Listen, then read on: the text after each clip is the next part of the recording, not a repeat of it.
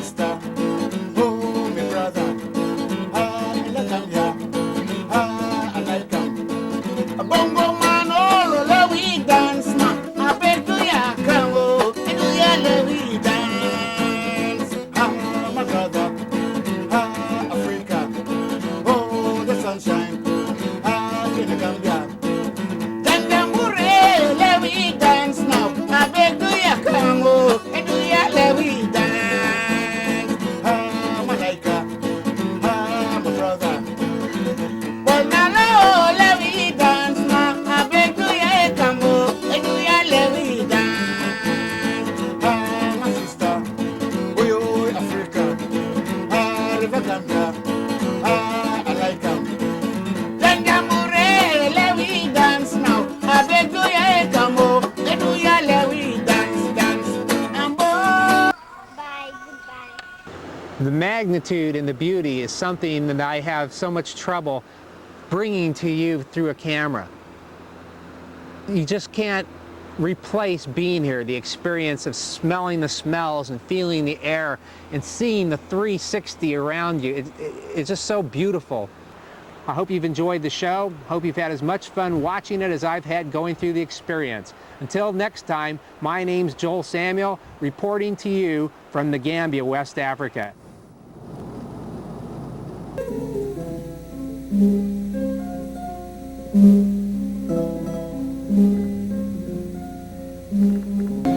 Nobody knows exactly when the technique of tie and dye began in West Africa. However, records show that the weaving and dyeing of cotton already existed in the Senegal-Gambia area when the Portuguese traders landed in the mid-15th century. In the Gambia, a tiny country on the west coast of Africa, the tradition of dyeing and patterning cloth using natural kola nut and indigo dyes still exists. Kola nut and indigo dyed cloth can also be found in several other countries along the west coast of Africa, including Nigeria, Sierra Leone, Ivory Coast and Senegal. This is in spite of the introduction of chemical dyes in the 1970s and the popularity of imported, brightly patterned factory-made cloth. Indigo blue dye is used throughout the world and is well researched, whereas the rich orange-brown kola nut dye is found only in West Africa. Although the kola nut trade and the many uses of kola nuts are well documented, very little is recorded about kola nut dyeing. Kola nuts come from the tree Kola natida, which is a member of the cocoa family. It grows wild in the rainforests of West and Central Africa, but has been cultivated in several West African countries because of the importance of its nuts as a trading commodity. The main centre of kola nut dyeing is Circa, a small town close to the capital Banjul. Circa has the biggest concentration of traditional dyers using kola nuts, all from the Serahuli ethnic group. There are at least 5 compounds where kola nut and indigo dyed cloth is still regularly made. Bemba Sankara, a dyer, still regularly uses kola nut and indigo. There is no gas, electricity or running water in Bemba's compound. Water is drawn from a well in a neighbouring compound and heated over an open wood fire. To prepare the dye, Bemba's wife pounds the kola nuts in a wooden mortar and pestle. The crushed nuts are sieved and then turned into a large bowl and mixed with a little water to make a thick, brilliant orange-coloured mixture. No other chemicals or substances are added. The dye bath is ready for immediate use. Imported factory-made cotton cloth is usually dyed in 3-metre lengths. Sometimes more than 40 pieces of cloth are prepared in one dye session. Mbemba prepares the cloth by tying it in various ways. Several traditional patterns are made from tie-dyeing cloth. Disik design is large circles on a mottled background. Mbemba anchors the cloth with the heel of his foot and then pleats the cloth carefully before binding it, using cotton thread bought in a local shop. He works quickly and neatly.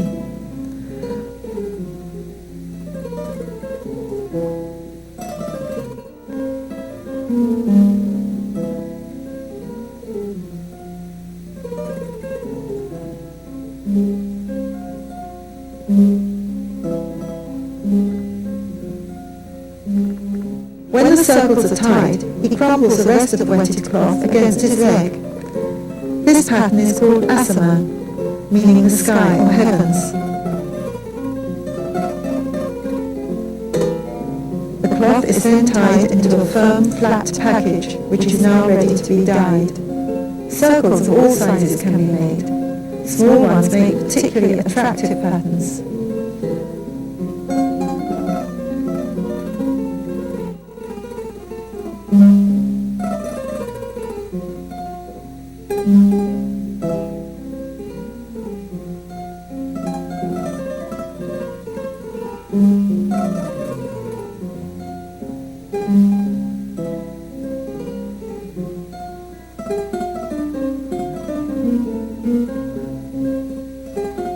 Is a striped design. Here the cloth is wetted, folded and creased.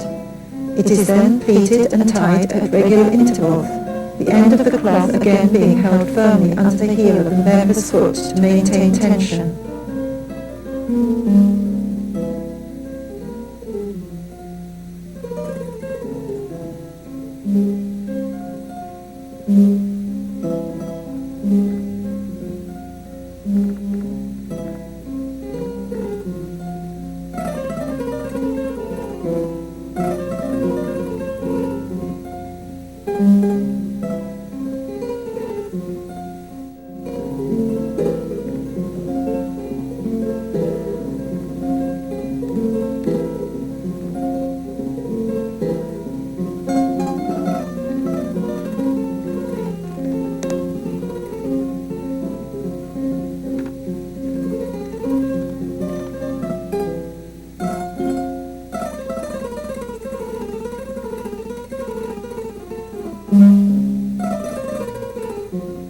The prepared cloths are now dipped one at a time in the Kola nut dye bath or guru and turned until they are well coated with the lumpy Kola mixture.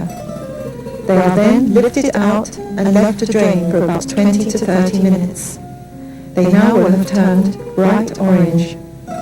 The cloths are then re-dipped, taken out and left again, this process being repeated up to 10 times depending on the depth of colour required. They are then left in a pile to drain in a shady place overnight.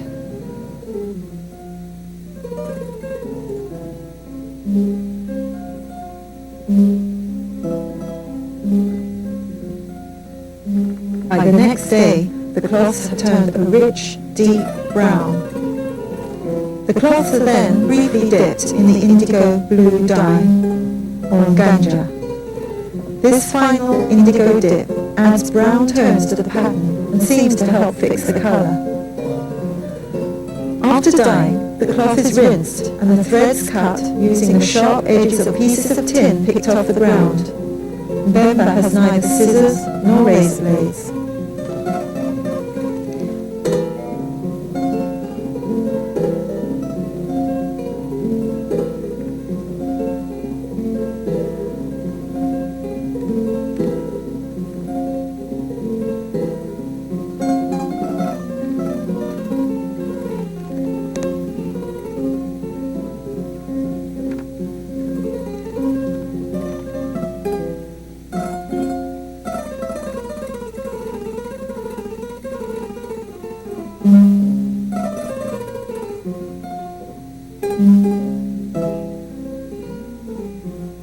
The indigo vat, or banda, is a large 44-gallon oil drum full of dark, smelly, frothy, greenish blue dye, which can last for many years.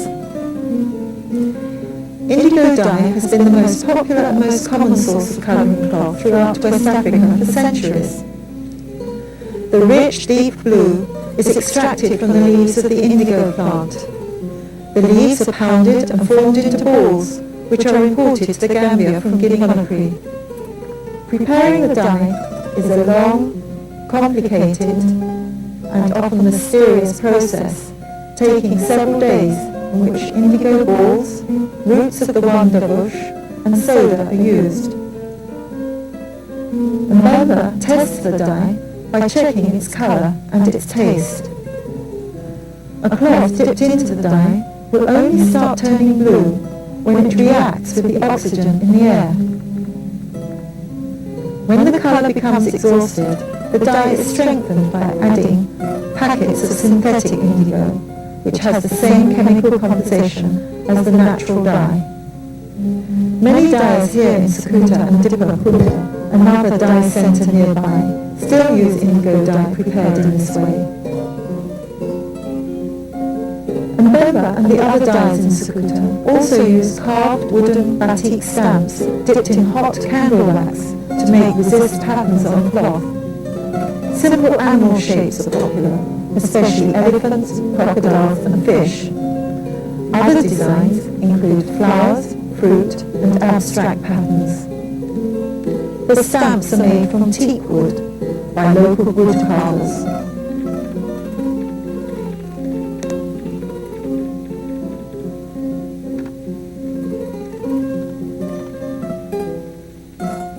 Firstly, ordinary household candles are heated in a shallow aluminium bowl over a wood fire.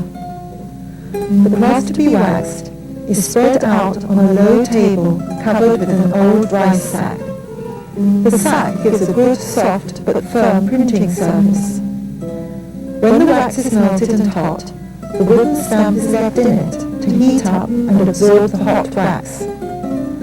After a few minutes, the stamp is shaken to get rid of excess wax strips and then pressed firmly on the cloth.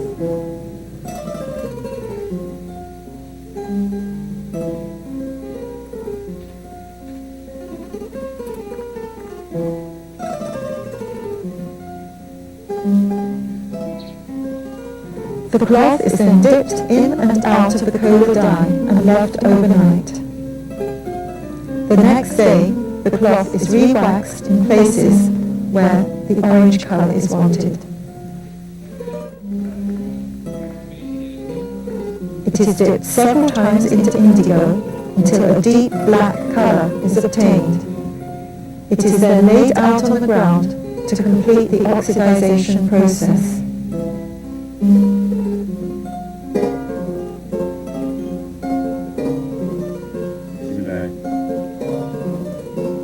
To remove the wax, the cloth is dipped quickly into a pan of boiling water, lifted out with a stick and plunged immediately into cold water where it is rubbed hard to remove any remaining wax. It is then spread out to dry.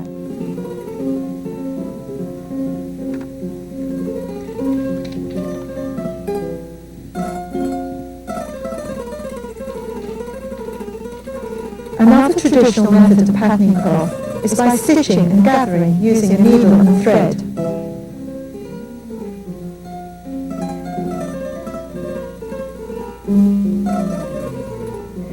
Alongside the traditional Kola nut and indigo dyes, Mbemba also uses German chemical dyes. Even though they are more expensive, these dyes are very popular since they give a wide range of brilliant colours and are quick and easy to use.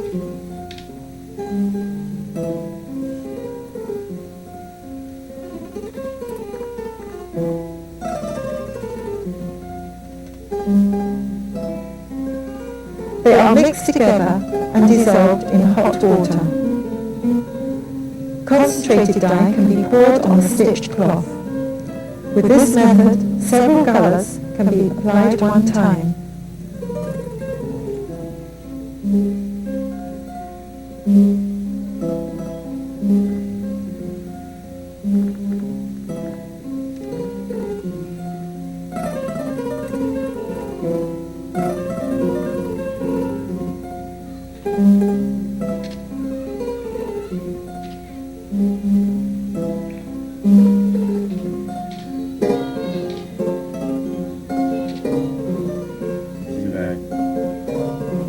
Another technique is to first immerse the cloth in one colour and then pour concentrated dyes over the dipped cloth.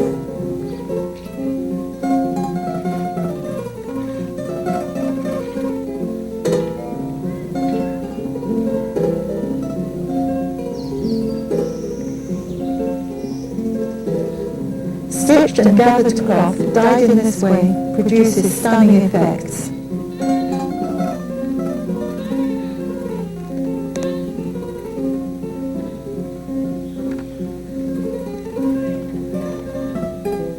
Before the cloth is taken to the market, it is beaten with heavy wooden mallets. Beating is a way of ironing the cloth and gives a wonderful sheen to indigo dyed cloth.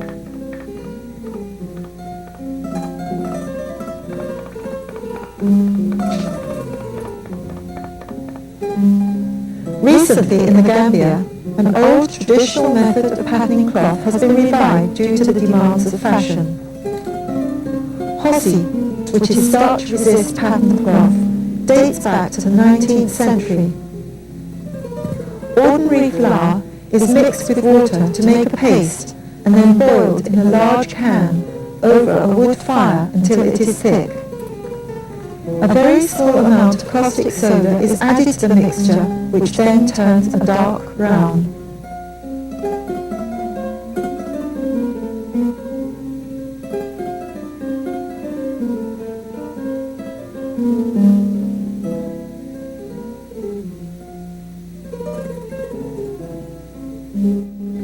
The resulting gum is cooled, poured out onto the cloth, and then spread out evenly.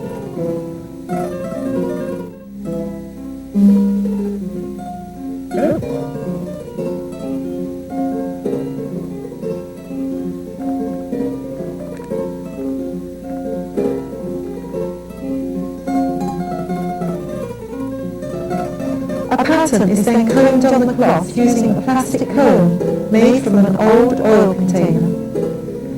Different sized combs are used to give different effects. The cloth is spread out on the ground in the sun to dry.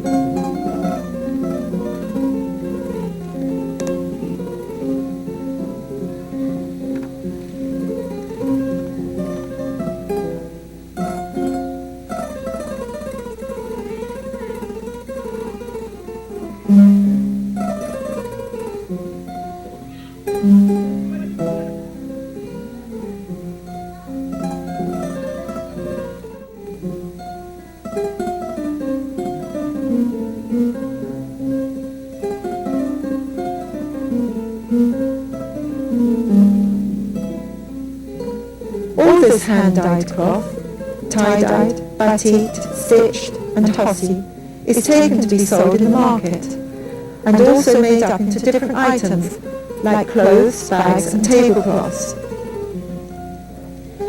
Cheap imported ready-made clothes and cloth are becoming increasingly popular in the Gambia and provide strong competition for locally dyed goods. The natural Kola nut and indigo dyed cloth is already disappearing since chemical dyes are so much quicker and easier to use and produce a wide range of brilliant colours.